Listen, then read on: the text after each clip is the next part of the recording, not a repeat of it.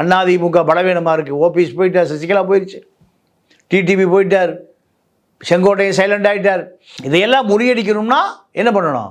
நேரடியாக இந்த கூட்டத்தை கூட்டியே ஆக வேண்டிய தேவை இப்போ அதிமுகவுக்கு வந்திருக்கு. வந்த பிறகு நீங்கள் மாவட்ட செயலாளர்கள் முடுக்கிவிடப்படுகிறார்கள், ஒன்றிய செயலாளர்கள் முடுக்கிவிடப்படுகிறார்கள், நகர செயலாளர், முன்னாள் அமைச்சர், இப்போ பேரூர் கழகம் முன்னாள் சேர்மன், இப்படி எல்லா பதவியில் இருக்கக்கூடிய அத்தனை பேருக்கும் ஐடி விங் பரபரப்பாக வேலை செய்யும். இதை விட இன்னொரு பெரிய விஷயம் என்னென்னா, நீங்கள் இந்த ஐடி விங்கை இப்போ பர்ச்சேஸ் பண்ண முடியாது கட்சிக்காரன். அப்போ அந்த ஒரு 1000 ரூபா வச்சுக்க, என்ன நான் வந்திருக்கதா சொல்லு.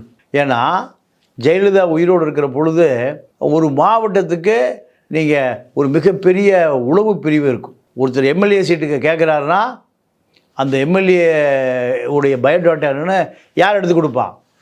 உளவுத்துறை எடுத்து கொடுத்துருவான் போலீஸ். 234 சட்டமன்ற உறுப்பினர்களும் நாமினேஷன் போடுறான் கூட்டணி கட்சியை தவற வச்சுங்க. இந்த பட்டியல் பூரா யார்கிட்ட போயிடும்? ஜெயலலிதாட்ட போகிறதுக்கு முன்பு என்ன போகும்? உளவுத்துறை ரிப்போர்ட்டும் போகும்.